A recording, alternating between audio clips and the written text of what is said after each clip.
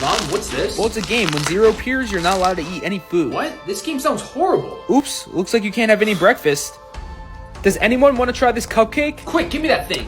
Jeez, where are your manners, Devin? Say please. Well, great, I can't have it now. Each of you have a timer that shows when you're not allowed to eat. Teach, what happens if we eat if the timer's still active? I'm not sure. None of us has broken the rules before. Devin, I woke up late and had to rush to school. I only have 30 seconds left. Don't worry, Ed, I got you. Oh my god, thank you. Otherwise, I wouldn't be able to eat today.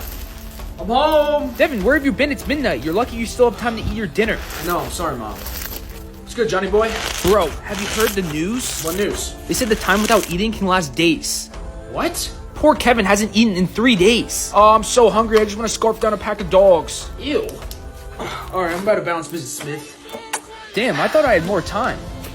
Same here. My time switched. Yeah, how is this possible? You can eat after 8,760 hours. But that's a year.